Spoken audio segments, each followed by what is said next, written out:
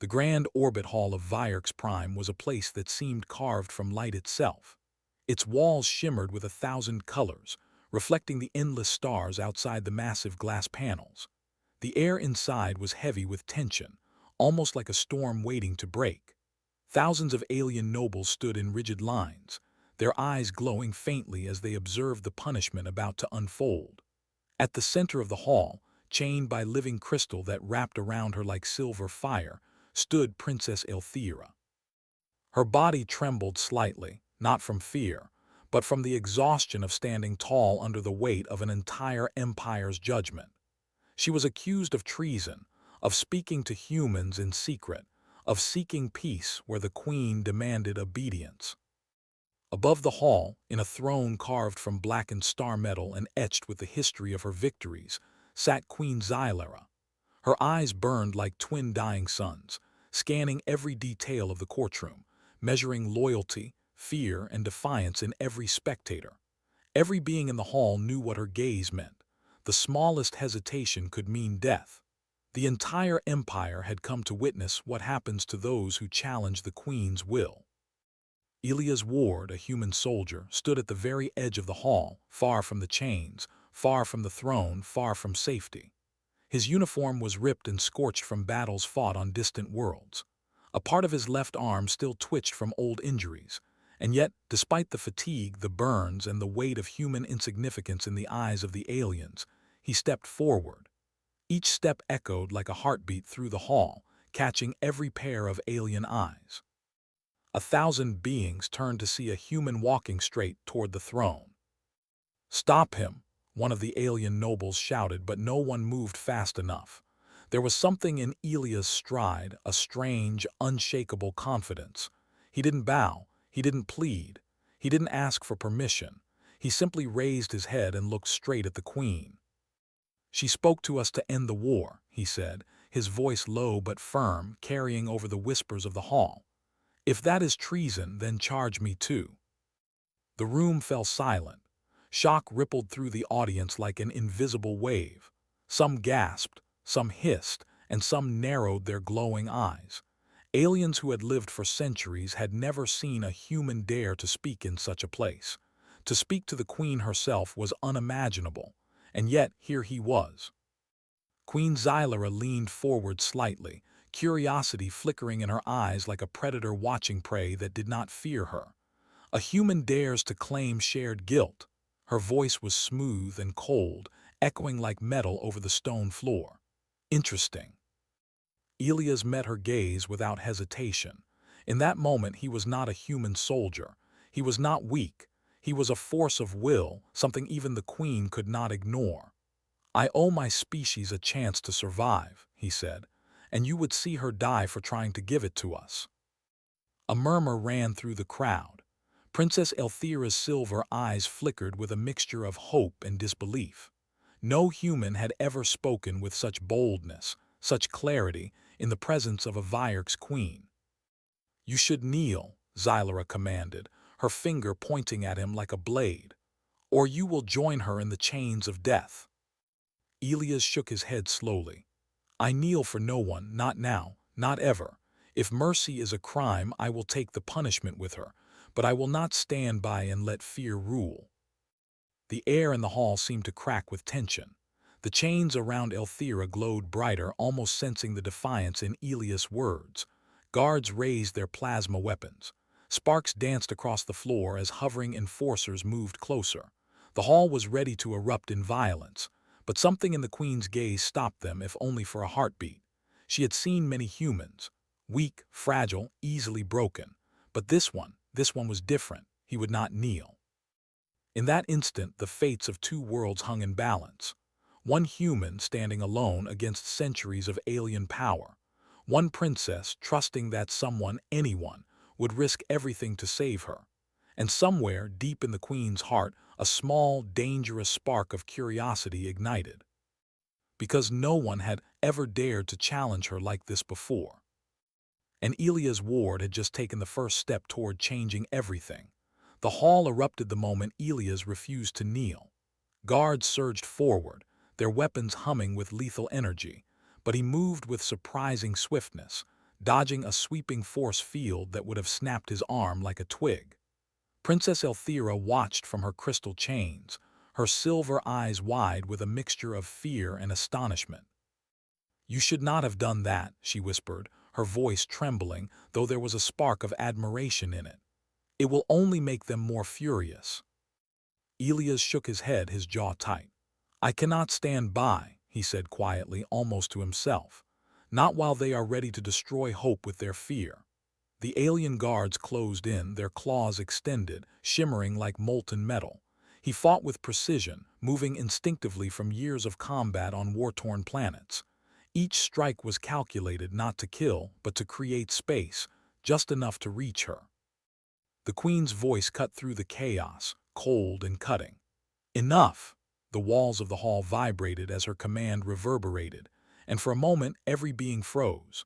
The living crystal chains that bound the princess pulsed violently, as if sensing the Queen's anger and Elias' defiance at the same time.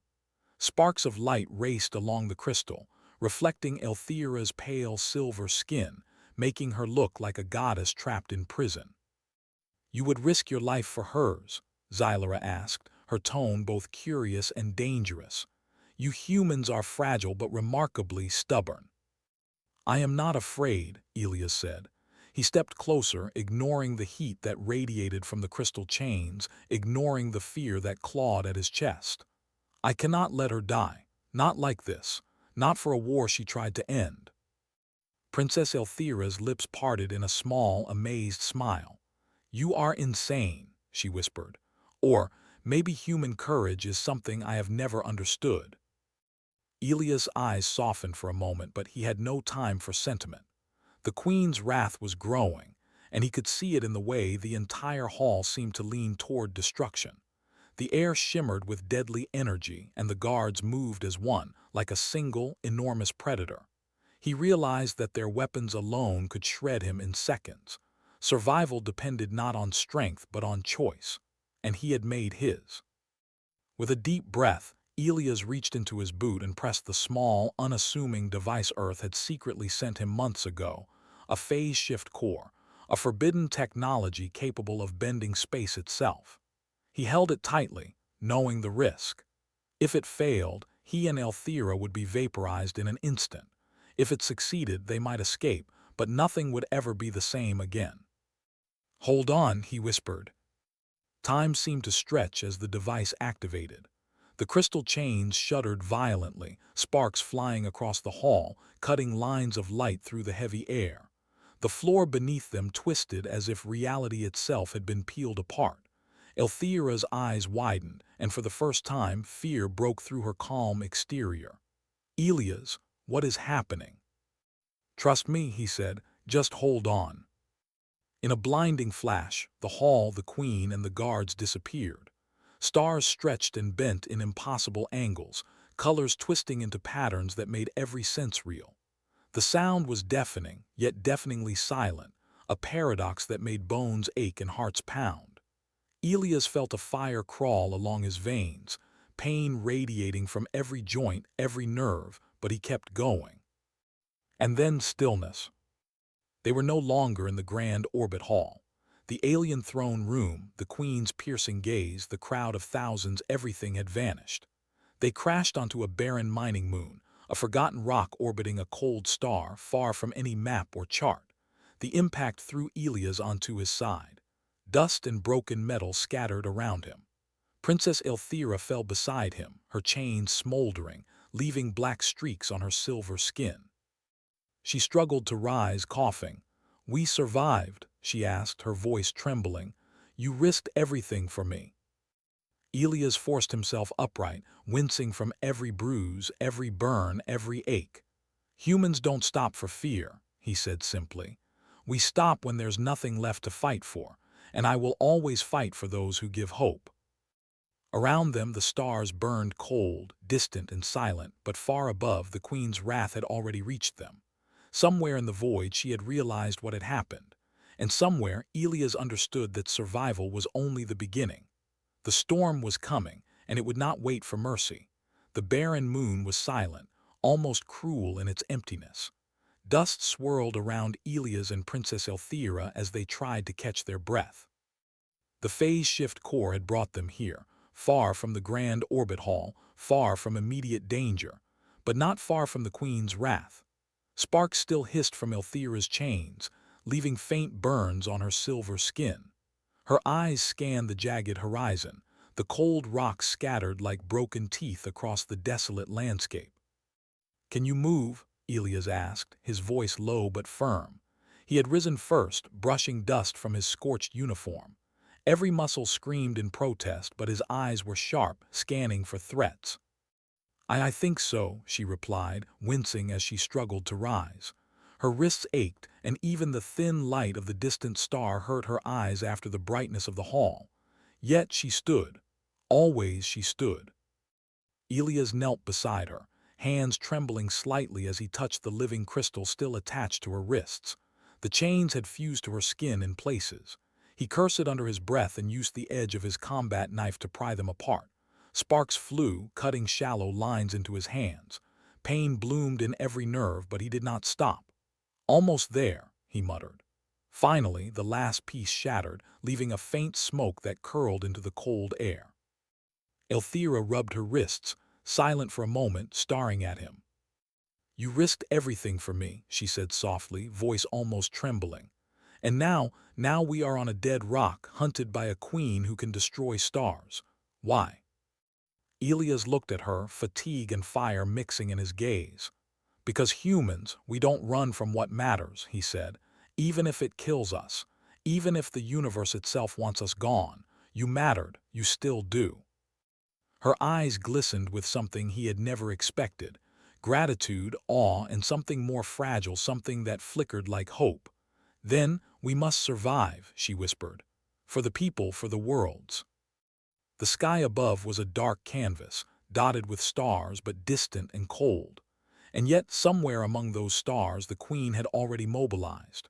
Reports later would tell of entire fleets tearing through hyperspace lanes, weapons activated, destruction raining down on any world suspected to harbor humans. Elias knew it now. Queen Xylara did not merely punish disobedience. She obliterated it. "We need shelter," he said, "and fast. They'll find us if we stay in the open too long." Together they moved across the jagged terrain. Every step sent clouds of dust into the thin atmosphere. Elthira's movements were careful, cautious, but her strength was evident. She was royalty, yes, but also a fighter shaped by duty and survival. She carried a calm fire within her that refused to falter even in the face of annihilation. Elias felt a strange sense of relief. He was not alone in defiance. Hours passed as they searched the craggy surface. Occasionally, Elias would glance at the distant stars, thinking of the grand orbit hall, the Queen's gaze, and the endless fleets that might already be tracing their escape. The cold bit at him, fatigue wrapped around his body like chains heavier than any crystal. Yet he pushed forward, each step a statement. Humans do not yield. Humans do not break under fear. Finally, they discovered a cavern partially collapsed from an ancient mining operation. The entrance was jagged, shadowed, and cold, but it would have to do. Inside, the walls reflected faint glimmers of starlight, giving a ghostly illumination. Elias and Elthira collapsed to the floor, catching their breath. "I don't know if we have hours or days," Elias said quietly, more to himself than to her. "But we have to think, plan, survive." Elthira nodded, placing a hand on his shoulder. "I have faith in you, human," she said softly. You carry a fire I did not know existed in your species. Perhaps this is why my people once feared you." Elias managed a small, tired smile. "Maybe, but fear doesn't matter. What matters is standing, no matter how small the chance. No matter how much the Queen wants us gone, we keep standing." Outside, the barren moon whispered with the wind of nothingness. But inside the cavern, a fragile warmth began to grow, a spark of hope that neither stars nor wrath could yet extinguish. They had survived the impossible, but Elias knew the real test was only beginning. Far above, the Queen's rage was already lighting the void. Fleets of destruction moved through space, untouchable, unstoppable, Yet a single human and a single princess had found a way to endure. And that endurance, he realized, was the most dangerous weapon of all. Queen Xylara's fury was a storm without equal. From her throne in the Grand Orbit Hall, her mind stretched across light years, commanding every fleet, every weapon, every living force under her control. She did not shout, she did not rage. Her power was calm, precise, absolute, and infinitely more terrifying. With a single thought, she could erase a city, vaporize a planet, or crush an entire fleet. Yet her eyes burned for the human who dared defy her. Elia's ward. Her warships tore through the void, leaving streaks of deadly light as they hunted the small, abandoned mining moon where the human and the princess had hidden. Entire star systems felt the tremors of her wrath.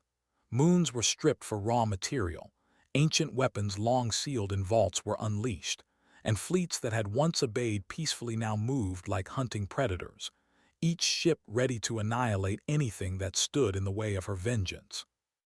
Meanwhile, on the cold surface of the moon, Elias and Princess Elthira pressed against the jagged walls of the cavern. Dust choked the air, and the faint light of distant stars barely lit the interior. Elias' body ached, every muscle screaming from the exertion of the escape, yet he did not stop moving. Elthira had barely recovered from the burning chains, but she followed him without hesitation. "They will find us," she whispered, fear lacing her words, though she refused to show it outwardly. "The queen, she is unstoppable." Elias shook his head. "No one is unstoppable," he said. "Not if we use our heads, not if we fight together. She may have fleets, fire, death, but we have something she cannot control." Elthira frowned. "Hope." "Exactly," he replied, his voice firm. "Humans never surrender it, and when one of us refuses to bow, others will rise." Far away, the Queen discovered the first signs of resistance.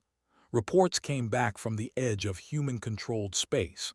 Abandoned cargo ships had been refitted, armed civilians stood on defensive lines, and entire colonies had risen to protect a single human's defiance. She had anticipated panic, chaos, and surrender, but not this. Elthira watched Elias work tirelessly to reinforce the cavern entrance with jagged rocks and debris. "Why do you care so much for us?" she asked quietly, curiosity softening her voice. Elias paused, wiping blood from a cut on his forehead. "Because humans, we fight for more than ourselves. We fight for hope, for mercy, for life. Even when the odds are against us, even when the enemy is unbeatable. And I see that same fire in you." The sound of approaching engines reverberated through the moon's hollow valleys. Elias gritted his teeth. "They are close," he said, "closer than I expected." Elthira's silver eyes narrowed. "Then we fight together." As the first waves of alien warships emerged into orbit above the moon, their weapons began to fire. Plasma beams cut across the dark void, striking the surface with explosions that shook the cavern and sent stones raining down. Elias ducked instinctively, then grabbed Elthira's hand, pulling her deeper into the shadows. "This is not just about survival," he shouted over the noise. "This is about showing them that no weapon, no fury, no empire can break what is right." From orbit, Queen Xylara observed the chaos. Entire fleets stalled, blocked by human lines and unexpected resistance from rival alien factions. The Devourers, ancient machines meant to erase worlds, had not yet been deployed, but the humans had already slowed her advance. Their courage was reckless, their audacity maddening. And yet it thrilled her. The Queen realized something dangerous. Destroying the moon would kill the human, yes, but it would also ignite defiance in every world he touched. Each act of mercy he inspired became a spark, each act of courage a flame.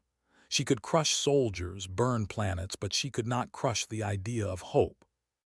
Inside the cavern, Elias and Elthira prepared their makeshift defenses. Dust, jagged rock, and courage became their armor. "We may not survive this," Elthira said softly, "but we will show them that even the smallest spark can burn the darkness." Elias nodded, gripping a weapon he had salvaged from the rubble. "Exactly. The queen may be unstoppable, but she cannot stop people who choose to stand. And above them, across the stars, the queen unleashed her wrath, not fully aware that her fury might be the very thing that would ignite a rebellion she could never contain. The cold moon was quiet now, though the silence was only temporary. Dust settled over the jagged rocks, but Elias and Princess Elthira knew the queen's wrath would not rest. From orbit, fleets of warships glimmered like shards of black ice, waiting for the command to strike. They were close, but the cavern offered temporary shelter, a fragile fortress against a power that could destroy worlds. Elias pressed his back against the jagged stone wall, eyes scanning the narrow entrance. Every heartbeat was heavy with tension. "We need more than hiding," he said quietly. "We need a plan. If we just wait, she'll find a way to crush us." Elthira crouched beside him, her silver hair falling over her shoulders. "There is one way," she said, her voice calm despite the fear in her eyes. "Deep beneath the moon there is an ancient transmitter. It was built by my ancestors long before the war to communicate with rulers across the galaxy. It is powerful. It can reach the minds of those who still remember honor, justice, mercy." Elias' brow furrowed. "And they will listen." "They will," she said firmly, "but only if you survive to activate it." He nodded, understanding the weight of her words. This was no longer just about evading destruction. This was about using hope as a weapon the queen could not anticipate, a force she could not crush. Elias stood, every joint screaming in protest, and offered his hand to Elthira. "Then let's light that spark," he said. Together they moved across the moon's jagged surface, carefully avoiding patrols. Dust and broken rock crunched underfoot, but they were silent, steady, resolute. Hours passed. Elias' burns throbbed, his muscles a constant reminder of the cost of defiance. Yet he pressed forward, each step a statement. Humans never stop. Humans do not yield to fear. Finally, they reached the hidden chamber. Ancient runes glowed faintly across the walls, pulsing with energy as if the moon itself remembered the purpose of this place. The transmitter stood at the center, a monolithic structure of alien metal and crystal, humming with potential. Elias approached cautiously, his hands shaking slightly as he touched the controls. Sparks flew, and for a moment the air was alive with power. "Now," Elthira whispered. He activated the device. Waves of energy rippled across the galaxy, not as a weapon but as a message. Minds of distant rulers, elders, and forgotten allies, some who had once revered humans, received it. The message was simple. One human chose mercy. One human chose hope. And the world must choose wisely now. Immediately, responses came back. Fleets of neutral alien systems hesitated. Some even moved to block the Queen's advance. Entire colonies fortified themselves, ready to shield humans. Elias realized the magnitude of what he had done. The Queen's unstoppable wrath could destroy ships, planets, even moons, but she could not destroy the will of thousands who chose to stand together. Elthira placed a hand on his shoulder. "You did it," she said softly. "You carried hope farther than any weapon could. You saved more than me. You saved countless lives." Elias swallowed hard. "I only did what had to be done," he said quietly. "But mercy always has a price, and the Queen, she will not forgive this." Outside, the first hints of resistance met the Queen's fleet. Human lines formed, reinforced by unexpected allies. Even rival alien factions blocked her path. Ships that had once been mere merchants or miners now carried shields, weapons, and courage, all directed by a single, powerful truth. Humans fight not to conquer, but to protect what is right. The Queen's rage became almost tangible, a black storm across the stars.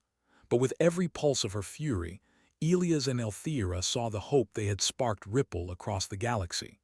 Her wrath could burn, destroy, and terrify, but it could not erase the courage of those who chose to stand beside the helpless and the oppressed.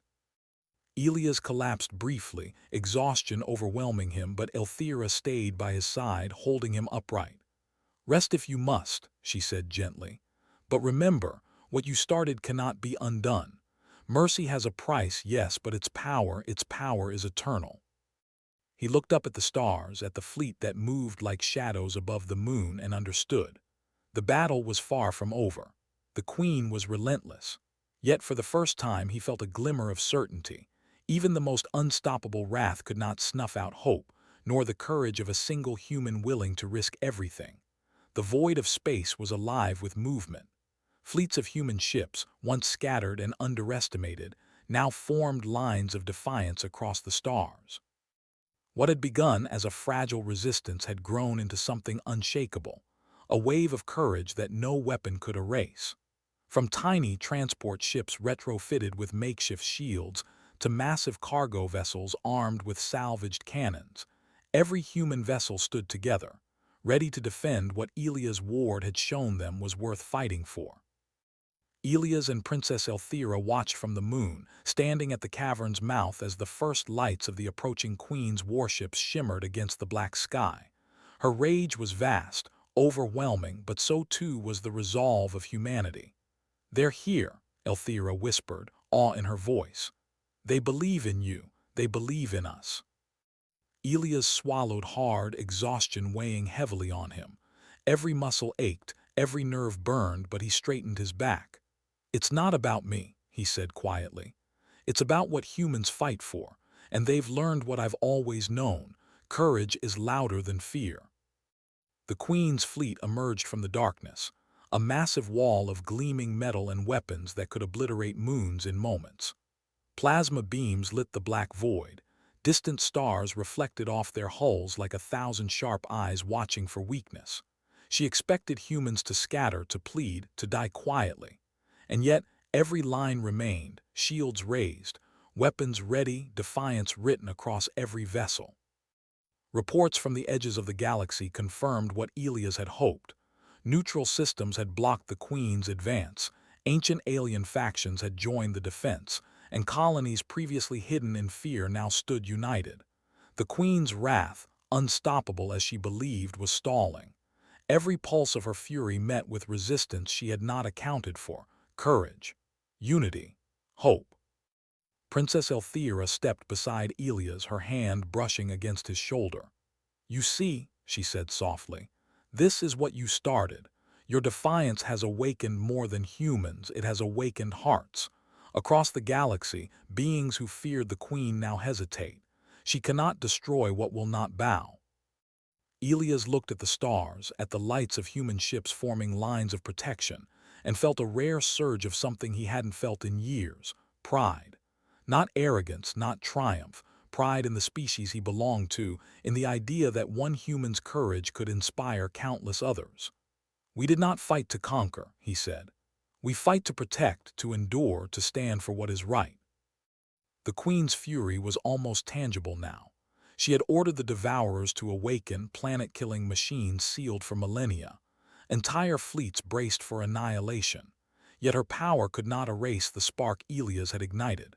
Human lines held, shields glowing, weapons ready, not out of hope for victory, but out of certainty that they would not kneel, that they would not let fear dictate their choices. Elthira's eyes gleamed with determination. "Even if the worst comes," she said, "we have already won something she cannot take, the courage to stand, even when the odds are impossible." Elias nodded. He felt it too, deep in his chest, the knowledge that humanity had changed the tide of fear across the galaxy. Ships that should have been destroyed by now were holding, pushing forward, protecting each other. The Queen's wrath was immense, unstoppable in theory, but in practice it met the unyielding will of a people who refused to bow. The battle had begun, yet it was unlike any other. There was no mindless slaughter, no blind obedience. There was strategy, unity, and a force the Queen had not calculated: belief.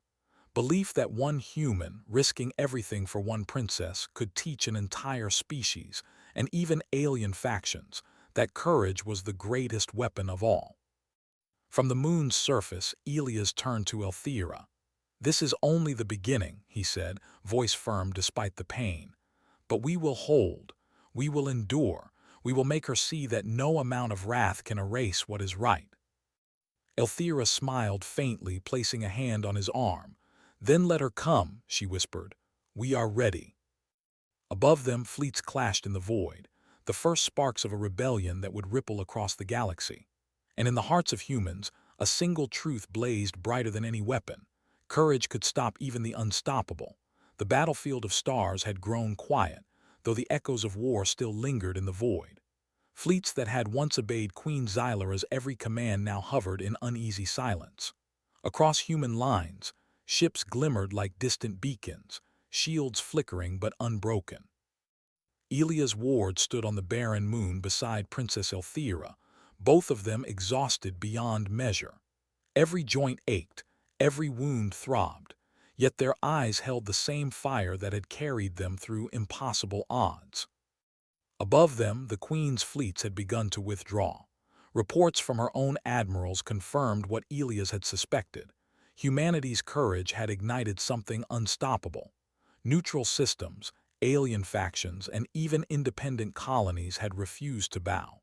The Queen could crush planets, she could annihilate fleets, but she could not destroy the will of those who refused to kneel. Elthira looked at him, her silver eyes glistening. "You did what no one else could," she whispered. "You stood when everything demanded you fall, and because of that we survived. We all survived." Elias shook his head, exhaustion dragging at him. "It wasn't just me," he said. "It was everyone. Humans, allies, even those who had nothing to gain. They all stood because someone refused to back down, because someone believed." The moon was quiet, the air thin and cold, but for the first time it felt alive with hope.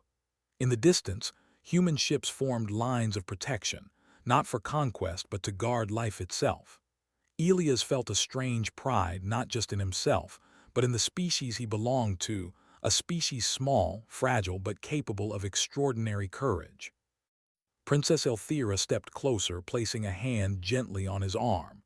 "Do you see why your kind is remarkable?" she asked. "Not the strongest, not the fastest, not the oldest, but when one of you chooses to stand, even queens must stop." Elias smiled faintly despite the fatigue. "Maybe that's the way the universe remembers humans," he said softly. "Not by power, but by the courage to do what's right, even when it costs everything." The Queen had not abandoned her fury entirely. She had withdrawn, yes, but her wrath still lingered like a shadow across the galaxy. Elias knew she would return, that she would test humanity again. Yet now he understood something that no weapon could teach. Courage, hope, and the willingness to stand for others could shape the course of history far more than fear ever could. Elthira turned to him, a faint smile on her face. "We should go back," she said, "to help rebuild, to guide the people, to make sure the peace lasts." Elias nodded. He looked at the stars, at the remnants of fleets and scattered colonies, and felt something rare: certainty. Humanity had shown the galaxy that it would not bow, that even in the face of unimaginable wrath it could endure. The stars would remember this. Planets would remember this.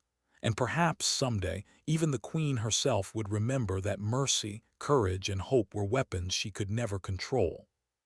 Years later on Viewership Prime, statues were erected, not of queens, generals, or conquerors, but of a single human standing beside a princess, defiant, unbowed, and unwavering.